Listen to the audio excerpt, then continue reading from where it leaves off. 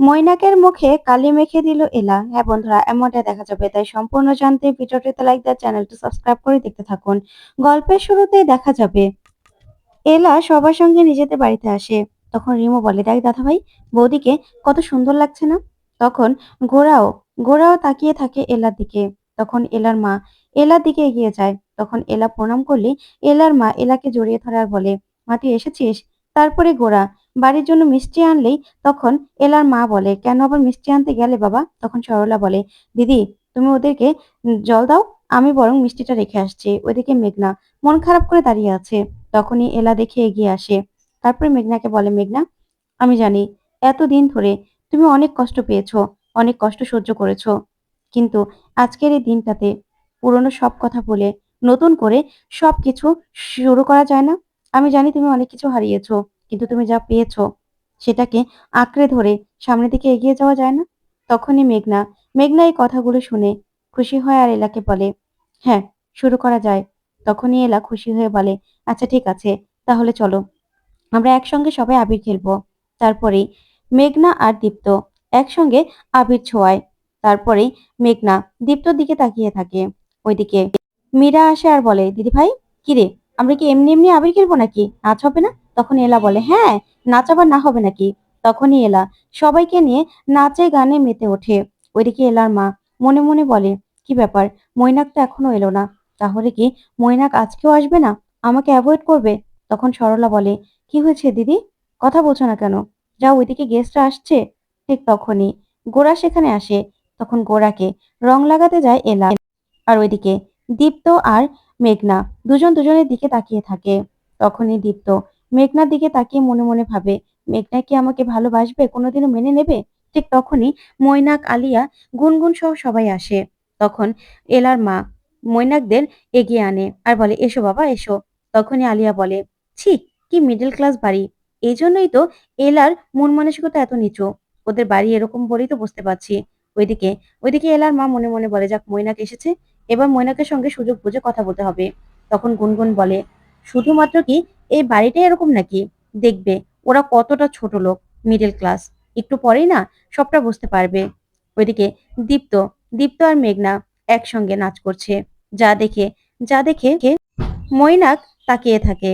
তারপরে দেখা যাবে এলা কল্পনা করতে থাকে যে গোরা ওকে রং লাগিয়ে দিচ্ছে, একসঙ্গে দুজন নাচ করছে।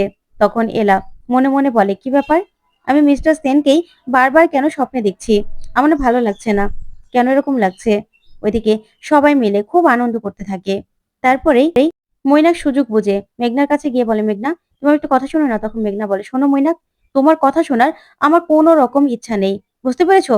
তুমি আমার সঙ্গে একদম কথা বলতে আসবে না। এই বলে মেঘনা সেখান থেকে চলে গেলেই দীপ্ত মনে মনে বলে, এখনো মেঘনার মন জুড়ে মৈনাকদা রয়েছে। আমি কি পারবো মেঘনার মনে আমার জন্য ভালোবাসার জন্ম দিতে? এই কথাগুলোই দীপ্ত ভাবে। ওইদিকে সবাই সবাই রং খেলছে, খুব আনন্দ করছে। ওইদিকে এলার মা বারবার করে মৈনাকের সঙ্গে কথা বলার চেষ্টা করে, কিন্তু কিছুতেই কথা বলতে পারে না। তারপরেই সবাই মিলে খুব আনন্দ করতে থাকে।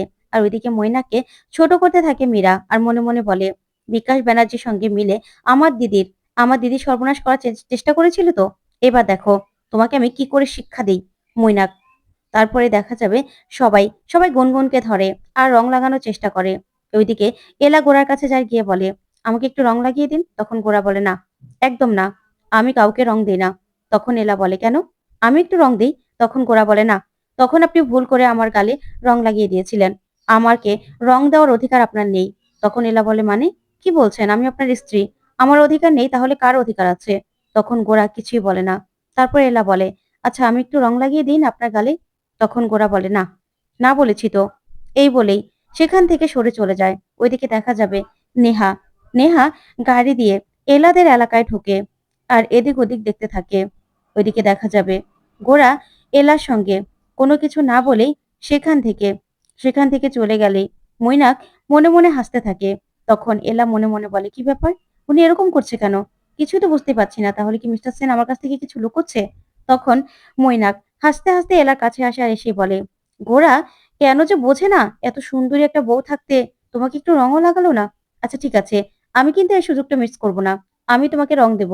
এই বলেই এলাকে রং লাগাতে গেলেই এলা হাতটা ধরে ফেলে আর বলে, দাঁড়ান, এবার আপনাকে রং দেব আমি। তখনই মীরা উপর থেকে গোলানো রং মৈনাকের গায়ে ঢেলে দেয়। তখন এই কাণ্ড দেখে সবাই সবাই হাসতে থাকে। তখন তো ছুটে আসে আলিয়া আর বলে, এসব কি করে হলো? হ্যাঁ, তোমাকে এই রং কে দিল? তখনই এলা সহ সবাই আসে। তখন এলা একটা টাওয়াল দেয় মোছার জন্য, সেখানেও কালি ছিল।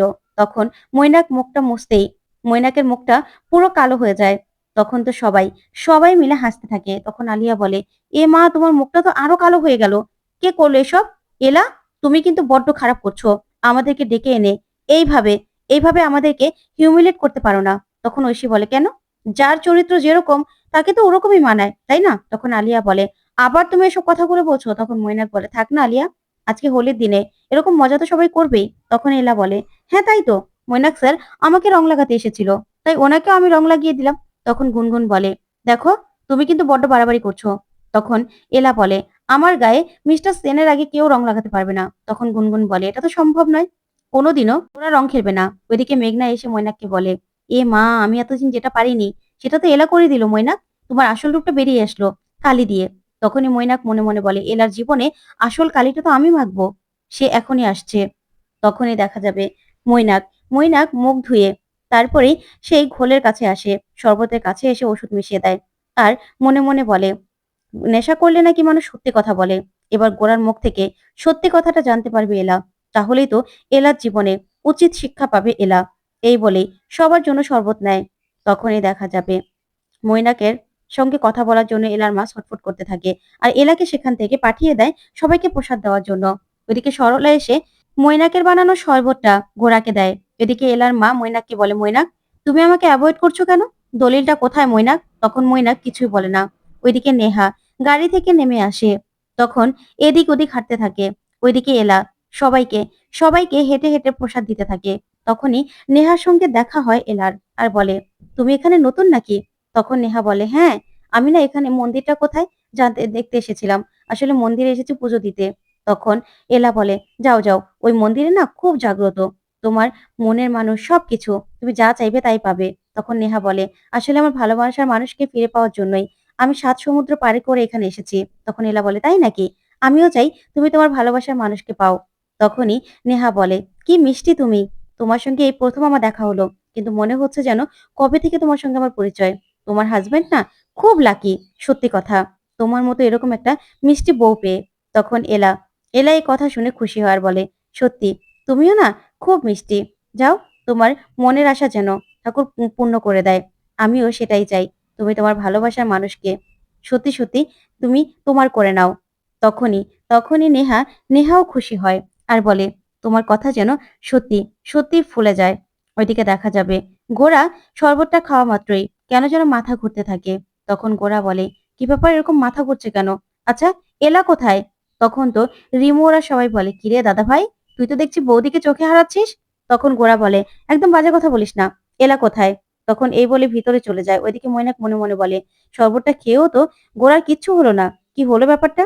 ওইদিকে এলার কাছ থেকে ঠিকানা জেনে যেতে থাকে নেহা। হঠাৎ করেই নেহার ব্যাগ কেড়ে নেয় একটা ছিনতাইকারী। তখনই এলা ছুটে যায় আর বলে, কি, আমাদের এলাকায় কিনা ব্যাগ চুরি? তখনই গিয়ে এলা সেই ছিনতাইকারীকে ধরে আর বলে, আমাদের এলাকা থেকে তুই ব্যাগ চুরি করবি? তোর এত বড় সাহস, ব্যাগটা ফেরত দে, ফেরত দে। তখন গুন্ডাটা ফেরত দিয়ে দেয়। তো বন্ধুরা, কেমন লাগলো আজকের আপডেট, কমেন্ট করে জানাও। ধন্যবাদ।